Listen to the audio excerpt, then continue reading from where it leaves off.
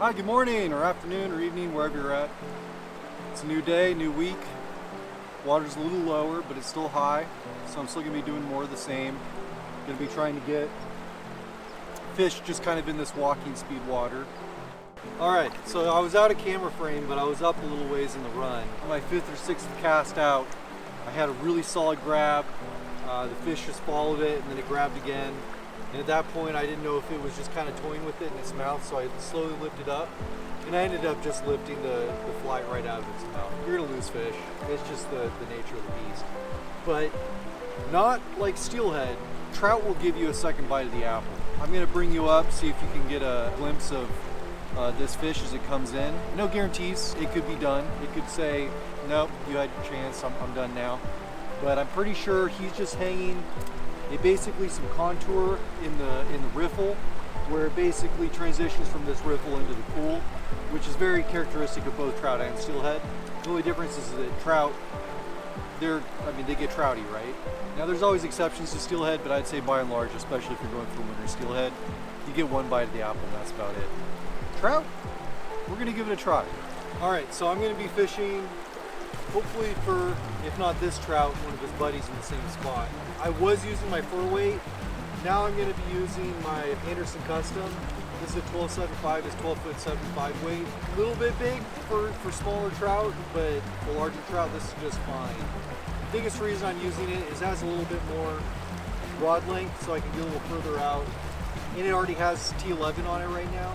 So I just have my Skagit to T11 to about 5 to 6 feet of 3X fluoro tippet, but it might be 4X fluoro tippet. This is a spring hobo spey.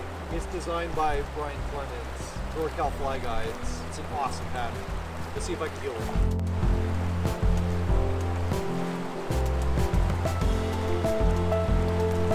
Gosh, these rocks are slippery.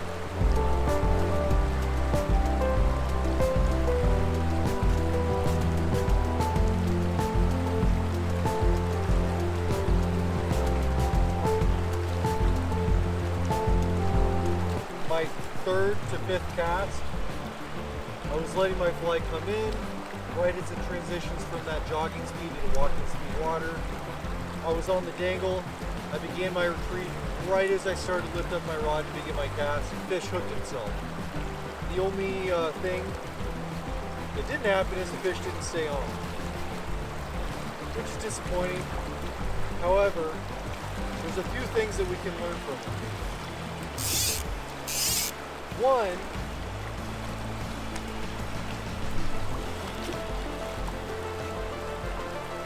we can kind of learn where the fish are hanging out at these flows. It was kind of where the last set of grabs were, so that's kind of where I expected the grabs to be again. Second, it tells me that my speed, my depth, just had a grab. My speed, my depth, I'm going to swing that through again. My fly selection, all good, right? If you're getting grabs, don't start messing with stuff, especially when you're swinging flies, because you're going to have long periods where you're just skunking out, is to lose confidence, especially when steelhead. Let's see if I can get that fish again.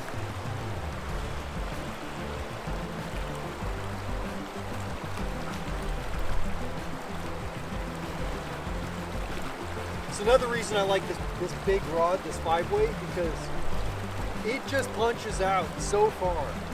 And sometimes if you feel like the swing is pretty good, you can do one of these numbers.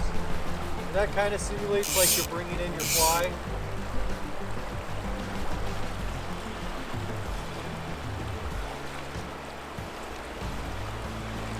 Do a few more casts and then we'll move on. A lot of water today, a lot of fish. And I don't like to overfish in a specific area.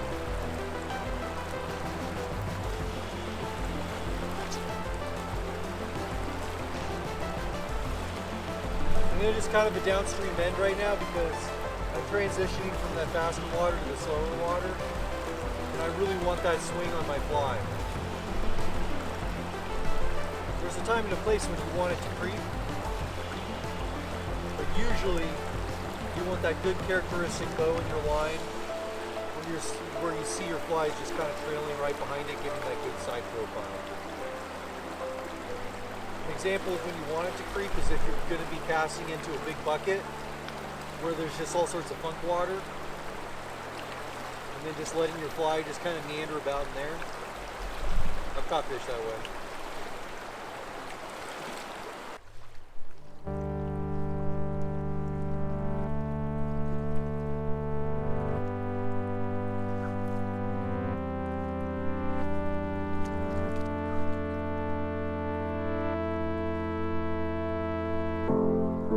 Maybe we're okay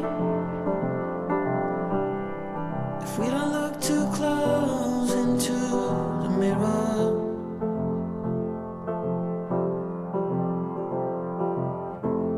Just do as they say and let it all go, flow down the river.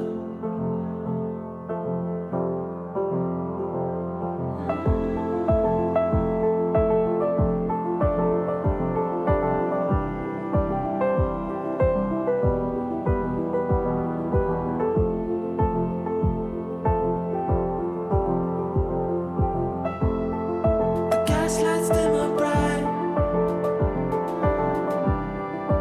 Is it all just imagination?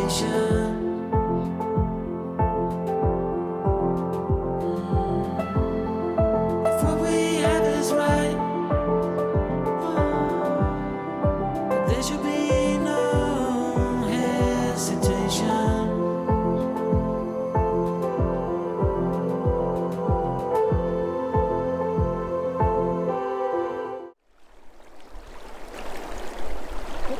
Come on. You're a bullet through the door. I don't know what you're waiting for anymore.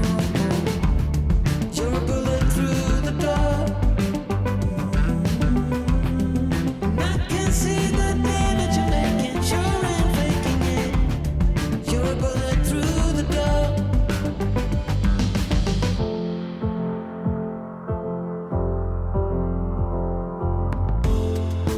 Poem without rhyme, a birthday cake without the wishes.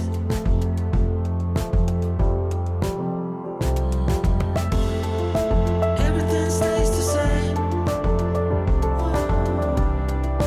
Beautiful words, but no one listens.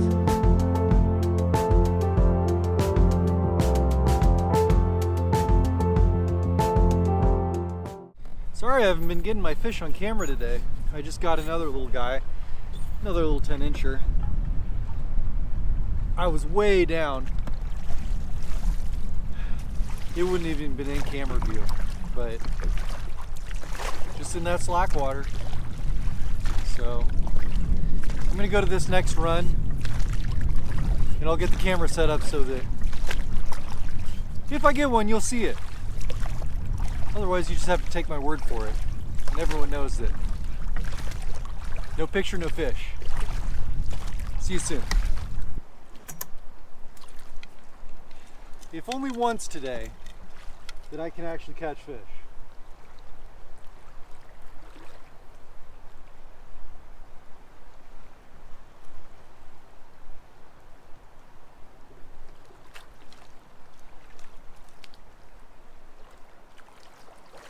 There we go. Sorry about the bad camera angle. My raft is kind of anchored a weird way. Let's see if I can get a good fish picture here. This is a healthy little trout. There you go.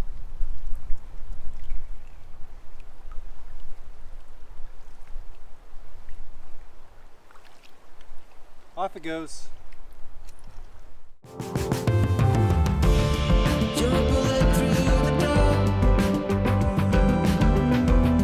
I don't know what you're waiting for anymore.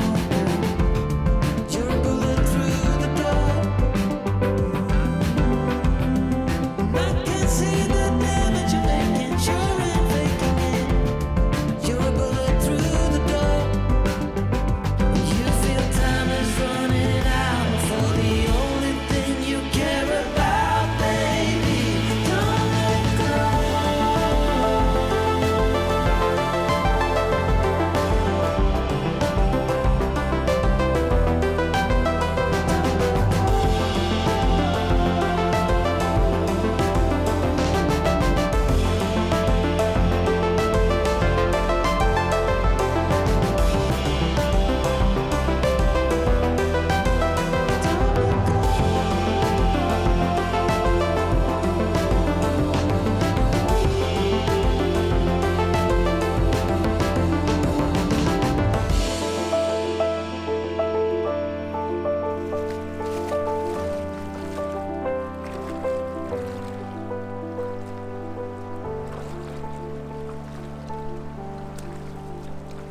Not a good one right here.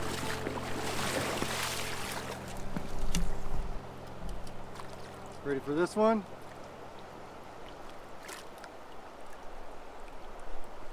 Right.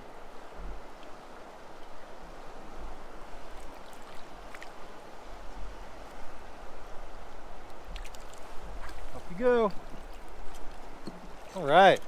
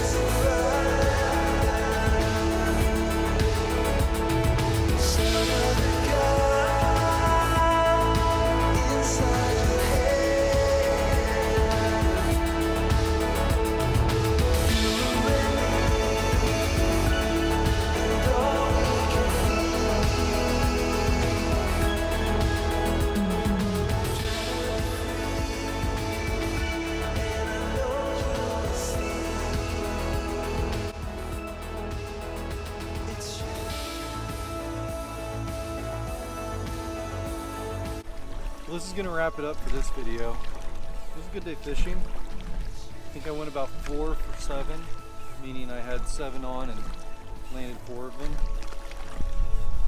So, that's it. Almost at the boat ramp. And I'm just going to say thank you for watching. I hope you enjoyed the day. It was just a beautiful day and I had a wonderful time. And I enjoyed spending it with you. I hope wherever you are, you're having a lovely day.